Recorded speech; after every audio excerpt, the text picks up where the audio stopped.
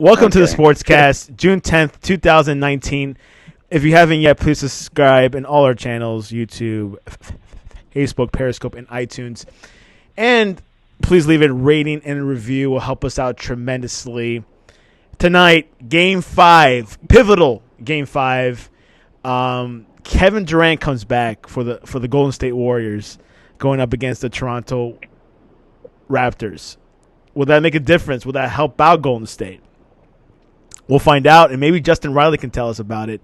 Welcome back to the Sportscast. Man, I appreciate you having me on this Monday evening, right before the presumably biggest game in the NBA Finals. Man, I feel like I'm lost here. This isn't college football season. What are you doing having me on talking about basketball? We'll be talking about college football because something just came out in news today. Okay, good. People are discussing it, but of course, you can handle some NBA finals. Of course, you've been following a little bit. But tonight's a big game. I think Kevin Durant is clear to go. He was cleared to actually questionable yesterday. Today he's cleared to play because I personally think they're making him play tonight because they have no other solution to beat the Raptors. You think? Well, I have to agree with you because at this point, this is the do-or-die situation.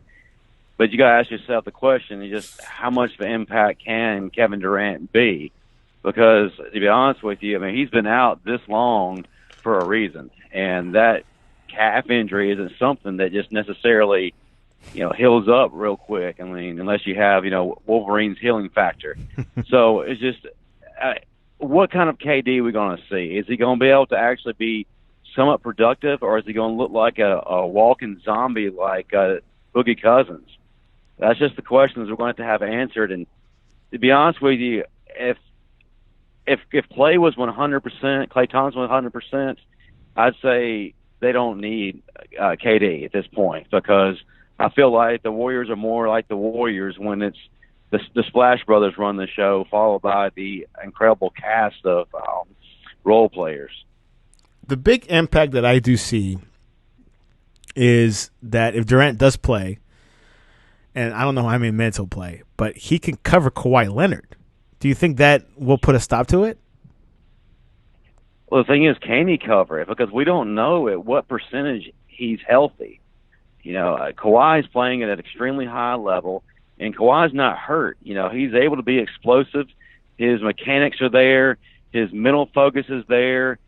And I just don't know if Durant, at whatever percentage he's at, is going to be able to keep up with it. I think in theory it does work. But there's just so many questions that we have to have answered. And I think about midway probably through the second quarter, you're going to see if inserting them in the lineup is really going to be worth their time and the effort. But you got to try. I mean, this is the last moment. This is the last hurrah. The Warriors don't get it done tonight. That's it. Now, also for the offense, Durant should, if he puts in 20 points, that should help the Warriors, don't you think? Well, it does add some extra scoring. It just there's something that comes up to my mind is, how athletic is he going to be, and will that allow him to get the separation he's going to need to score those points? And I'm not talking about just getting to the free throw line. I'm talking about making some field goals. So can he do it? I don't know. But yeah, having those extra points from somebody other than Steph Curry. And God bless him, he's doing everything he absolutely can. I mean, the man almost scored 50 here recently. But, I mean, when it's just him and not another person, it's just a very hard thing to do. Klay Thompson is playing better, but with a hamstring, it's really tricky. It's not something that just heals quickly and allows you to be at full throttle. It's something that's got to heal over time. If Klay Thompson's 100%, then we're not even talking about this right now. But we also need someone like Andre Iguodala to come up big. For the most part, he does not have to be the guy to do that. He's just been one of those solid role players that can come up at spot moments where you need him. But I don't know if he's able to take on that guy role, if that makes sense. And I certainly don't think that Boogie Cousins can. Let's just face it. Boogie Cousins is not that guy. He's not going to be a Michael Jordan-esque. No, I'm not comparing him to this guy or that guy. He's not that guy that you think about in NBA lore 10, 20 years down the road. I just don't think that he's that guy. So where are the points going to come from, I guess, is the ultimate question. Yeah, I think obviously Boogie has to put his part. I think like the whole team has to put a full effort. I mean, like you were saying, Steph Curry scoring 47 points wasn't enough.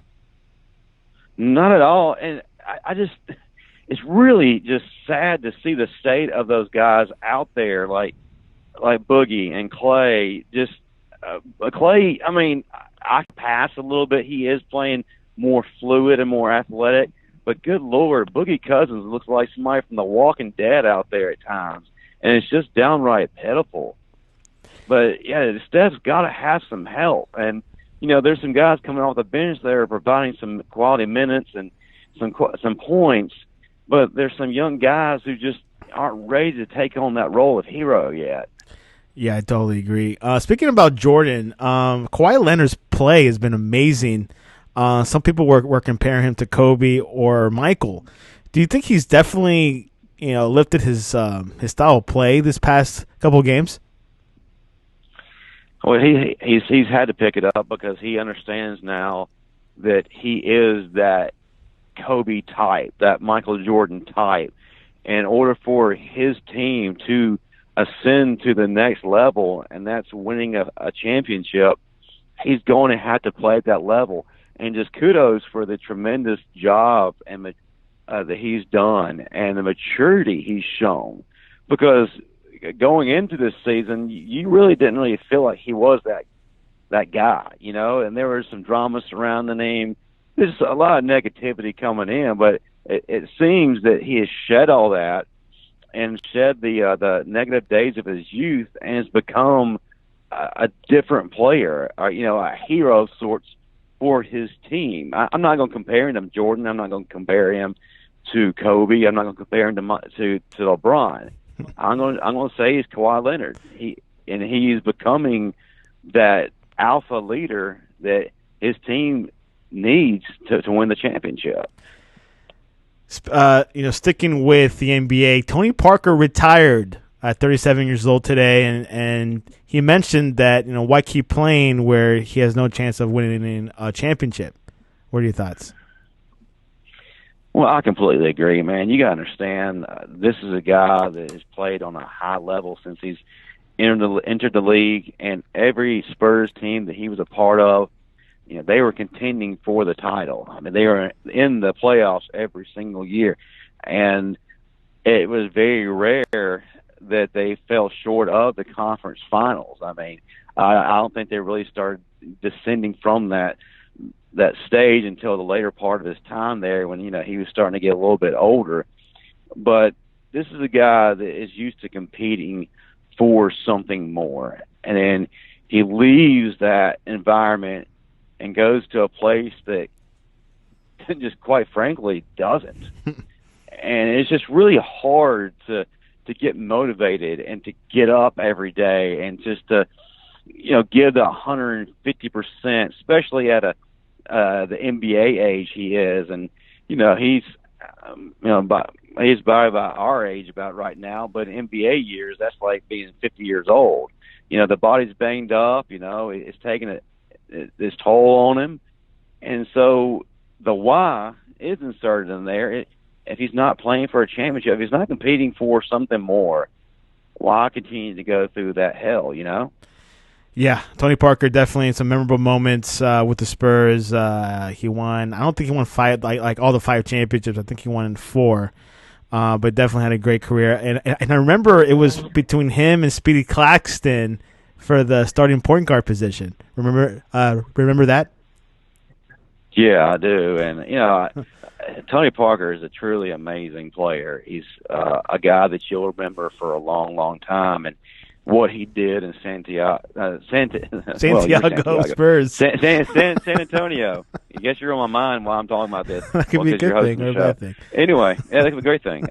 But no, I mean, the guy was just absolutely just a work of art to watch. Yeah. And I was just truly, truly powerful seeing what he did on the court.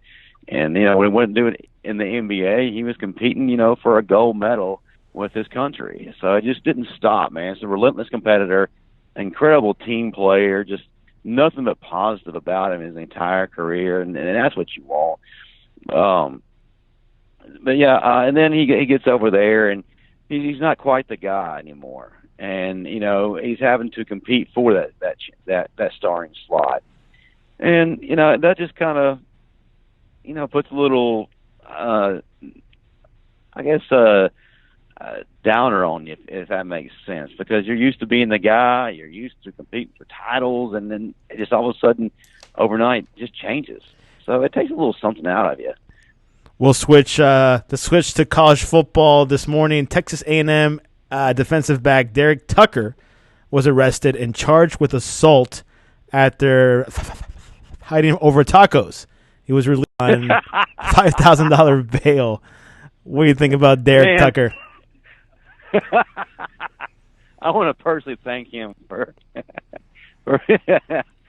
just giving us something we've never seen before in sports news, and that was assault due to taco fighting. That's incredible.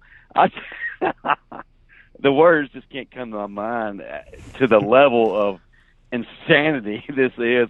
I mean, I had to do a double take when I'm looking through the news this morning, and I see that, I'm like, no, but this has to be scripted. Somebody has to be joking.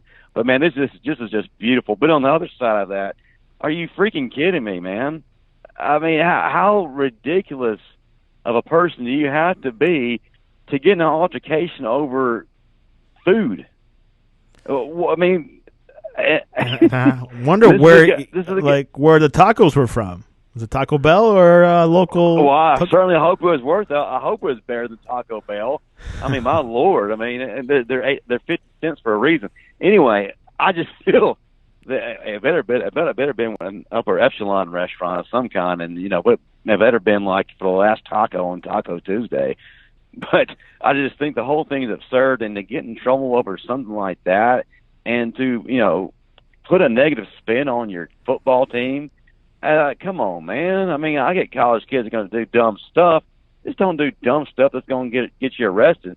But we in the sports media, we appreciate that. Look, that was high quality entertainment, brother. There was a article on 247 Sports this morning about 10 teams Alabama has never faced but should.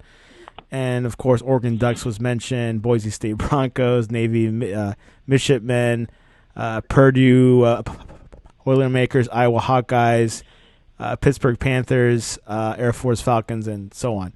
Obviously, their opening game is not going to be tough. It's going to be an easy one. Yeah, which is kind of odd for Alabama because typically Nick Saban picks the more stellar opponent to open the season up with, and until this past season, actually, Louisville wasn't the first choice for us to play. We were originally supposed to get something squared away with Central Florida, but Central Florida declined that invitation, so we were stuck with the Louisville Cardinals. So we had a field day and had a great opening game, and welcome to college football, everybody. It's Tua Tagovailoa. But yeah, this is kind of uncharted territory for Nick Saban, opening up with a seemingly weaker opponent. So I think maybe some of this stems with the fact that Alabama has gone through a slew of injuries the past couple of seasons, and maybe it's just an attempt to possibly keep some players safe in the early going so that they can last the gauntlet of the season, which is the SEC. And the SEC schedule this year is going to be quite a tough one, So I'm not sure of the thinking on this, but I know for the people outside the Alabama nation, they really want to see Alabama play somebody with meat and substance to them.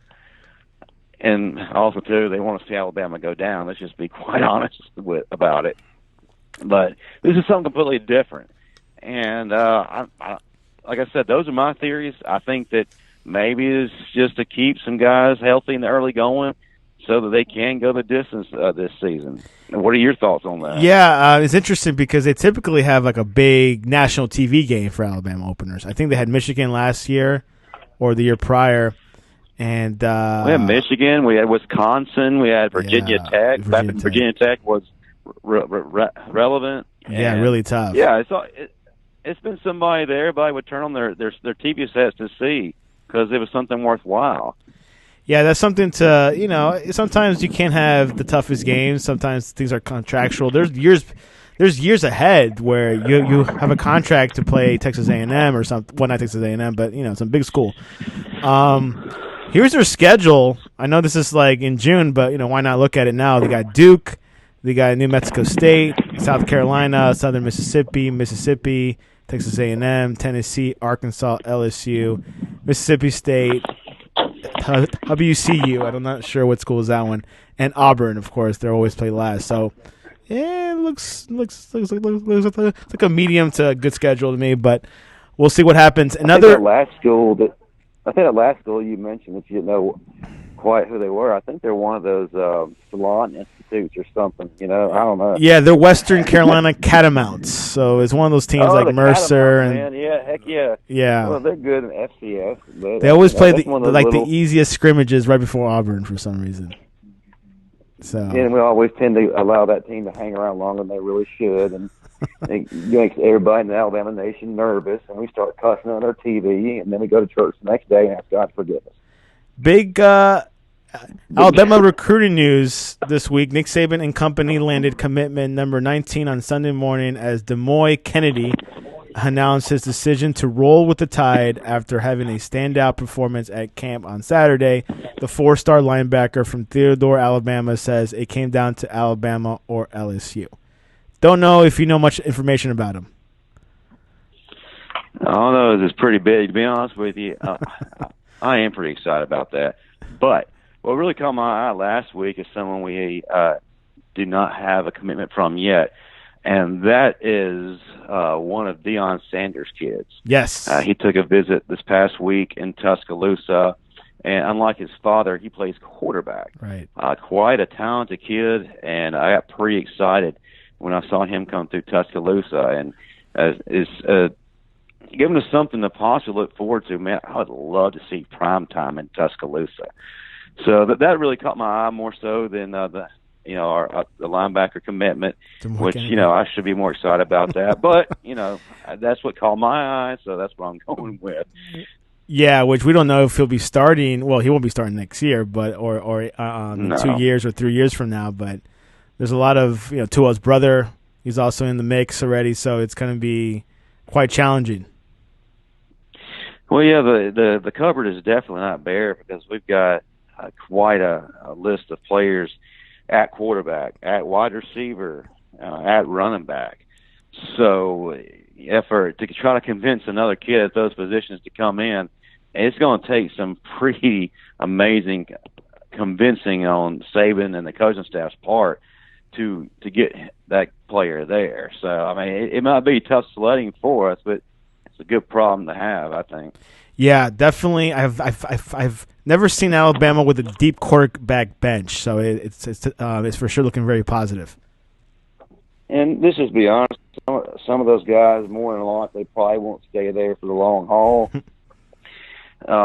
just because they don't want to sit there on the bench and not do what they came to do, and that's start and achieve higher dreams and expectations, and maybe when they get to the NFL. So you'll probably see a couple of those guys defect and enter the all-powerful transfer pool.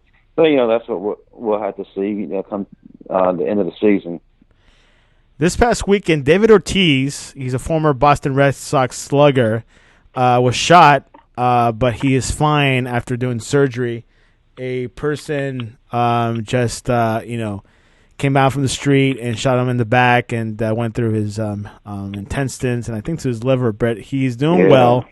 And the Red Sox sent a plane, their plane, to the Dominican Republic, and I believe with doctors and they might take him to Boston to get treated. So it's a quite it's a quite sad story, but I think he's doing fine. It is, man. It's a pretty powerful story, man. Geez, wow. I mean, Big Papi. He's all of a sudden we hear that he's his life is hanging in the balance, and it's just unfortunate because he's just down there. I believe that he was at some kind of circus or some kind of event, like for kids or something. I forgot what I read, but of course, somebody probably knowing who he is and knowing he's got a lot of money, they want to come and they as a robbery attempt, and unfortunately, they felt led to possibly try to take his life. And fortunately for Big Papi and his family and the whole Red Sox nation, he's going to be all right. And I believe the Red Sox are going to be flying him back to get some further attention from medical experts. So, but glad to hear he's doing all right, man. That was a close call, and it was kind of tear jerking at one point because his brother was with him, I think, at the operating table or somewhere in the hospital, and he's with doctors and everything. And he said that his brother said that he turned to the doctor and said, "Please don't let me die. I'm a good man." I was like, man, that was tough. But it looks like the good man is going to make it through. Thank goodness. So the prayers were heard. Yeah. Doctors say he's out of danger, but he's heavily sedated and will be in intensive care for the next 24 hours. So he'll be okay. He's 43 years old and, big legend at Boston, of course. Here's some more college football news. Terry Bowden, to assist Clemson staff as intern. The former Auburn and Akron coach, Terry Bowden, will assist Clemson's football staff as an unpaid intern while he pursues a graduate degree at the school. Howden, 63, is enrolled in a graduate program for the athletic leadership at Clemson. A spokesman told ESPN Howden spent the past 7 seasons coaching Akron, where he went 35-52 before being fired in December. Do you remember Terry Bowden? I certainly do remember Terry Bowden because, my team played against his Auburn squad for the better part of the 90s. Wait, this is real? This is ESPN front center headline. He's going to be an unpaid intern for Clemson. I wouldn't pay him to coach anything anyway. Good Lord. It's a funny thing because his brother Jeff was actually the coach at Clemson before Dabo was named the head coach. It's kind of crazy, ironic how that worked out. But that's interesting. That's something to take a look at. It's kind of like he's like the Uncle Eddie of college football, who just kind of appears at the family gatherings every now and then. You think he's kind of gone for a while, then all of a sudden he comes back again, and you're embarrassed he's there. He comes around. Yes, I just compared him to Uncle Eddie, even though although I think Uncle Eddie is a little bit less embarrassing than old Terry. But I'm not really sure what he's going for here. But hey, why not get your graduate degree? You do whatever you want to do. I mean, he's got the money. Why not? So I'm not really sure what the end game is here, but maybe he wants to be associated with the winning program.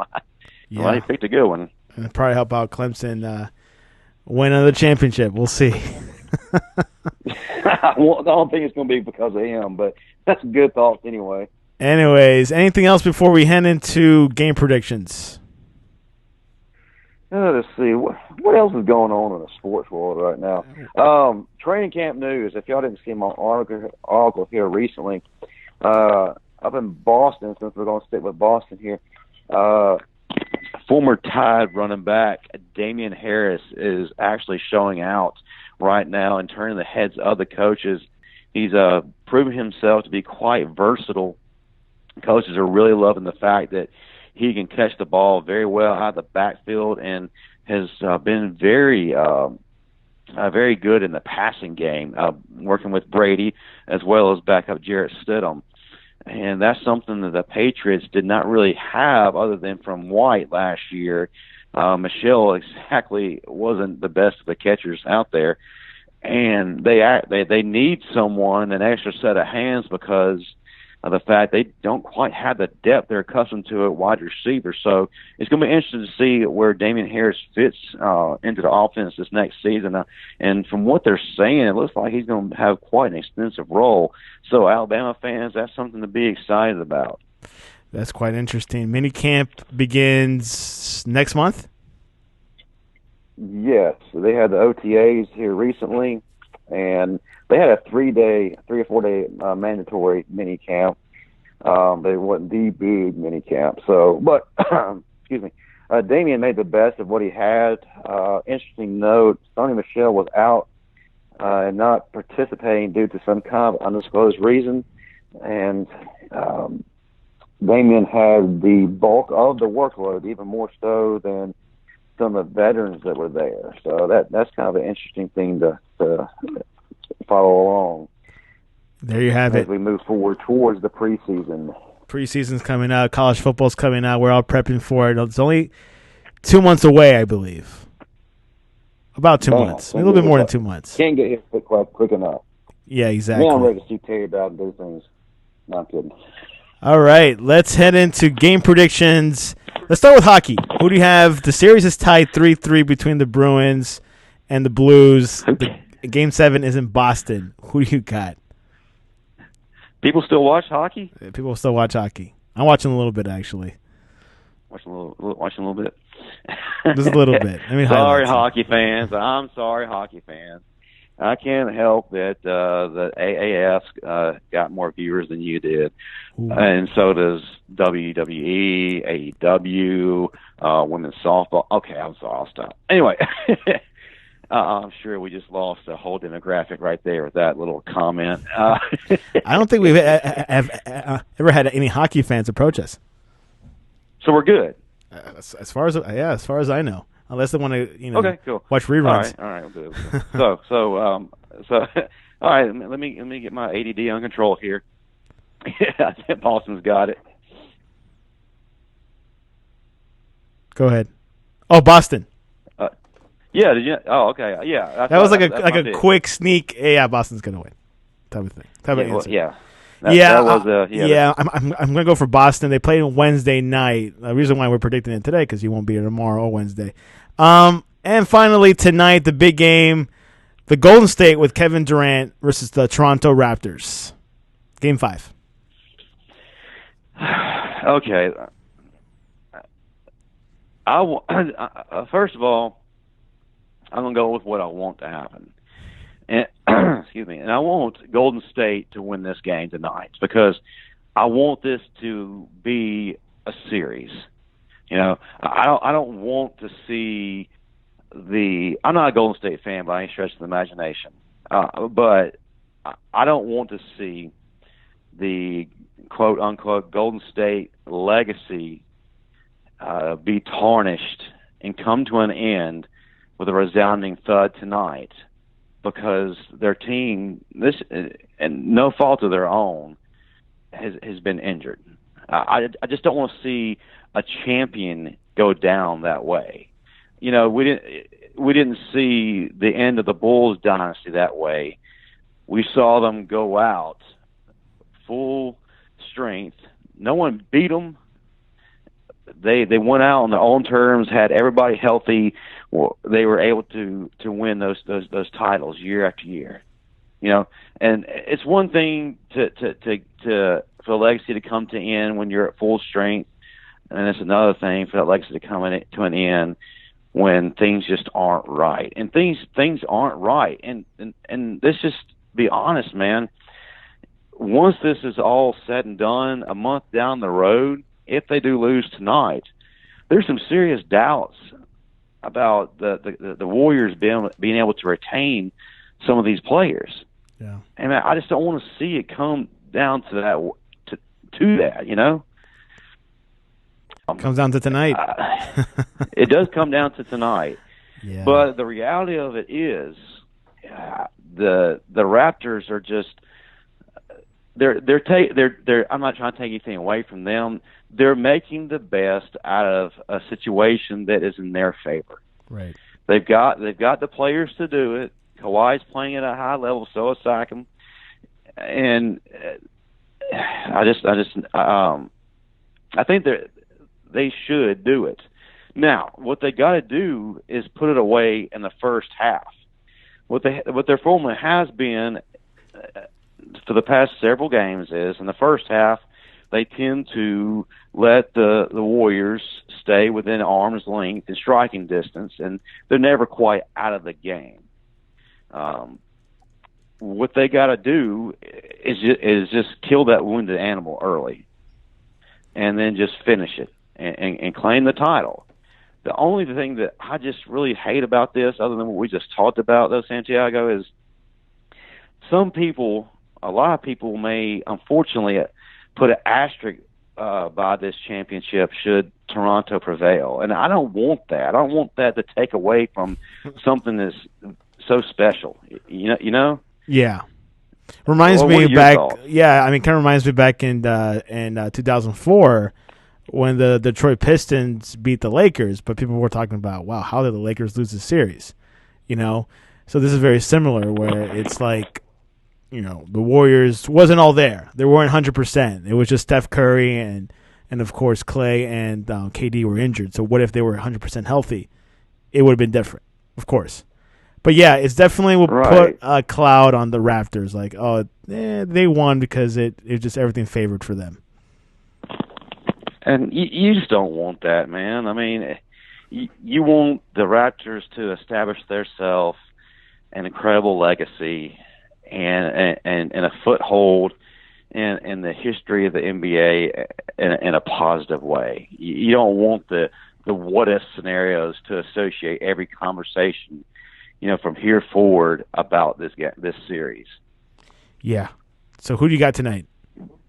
Okay, I'm sorry. My rambling just went on because I guess I was trying to, you know, be like Tom Rinaldi, who gives those great little mini movies on ESPN. Anyway, I am going to will the Warriors to win tonight. Warriors win tonight. I'm going to choose the Warriors. I mean, KD, he'd probably be very rusty tonight, but if he can get 20 points, I think the Warriors have a good shot. So, you know, Warriors have come down, have come back from a 3-1 deficit, beating the Oklahoma City Thunder. So that was a couple of years ago, which I think they could do it again. But we'll see what happens. And random question: all eyes are watching. Who has had a better career, Tracy McGrady or Andre Iguodala?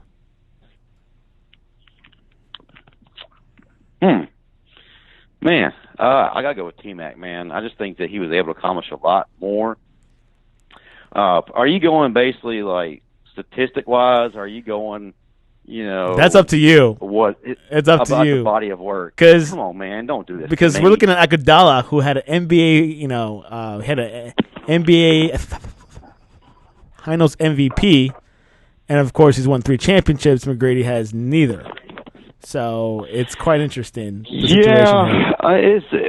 a hard, because I always loved McGrady's game. I just hate that he never had the opportunity to win a ring, brother. It's tough not be able to see him do that. It's kind of like, you know, Charles Barkley never got one, Karl Malone never got one. Oh man, I gotta go with Iguodala, man, because he's done it all on every level. And he's got the rings. He's got the individual accomplishments. I just think he's the total package, you know. So, yeah, that's my answer. Andre is my guy. Iggy. Yeah, Iggy is my choice as well. And we'll see if he comes up big tonight. Justin, how can people reach you online to talk to you about Alabama's schedule? Well, please pick a different topic because it's laughable, really. I'm not ready to quite take on the Alabama haters this early, but I will be glad to engage in some intelligent conversation. Well, anyway, you can find me running the Sportscast Twitters site for probably about 95% of the time, and that's at the Sportscast One. I operate the Sportscast Instagram account, same handle at the Sportscast One. You can find me on both of those, and I also will operate our Facebook account as well. So you got three opportunities there to talk to me, but also my personal account on Twitter and Instagram at 121 Training. That's the number 12, one spelled out, training. So I can be found in a variety of ways. So if you miss me, you're not looking.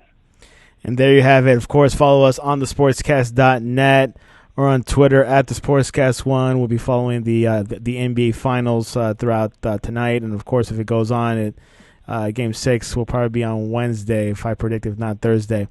Follow us on thesportscast.net. College football news, some golf going on. Women's World Cup, we'll probably talk about it a little bit. And, of course, there's always going to be more stuff coming along for us. Anyways, that's the end of our show. Justin Riley, I appreciate you coming on to the Sportscast. Thank you, man.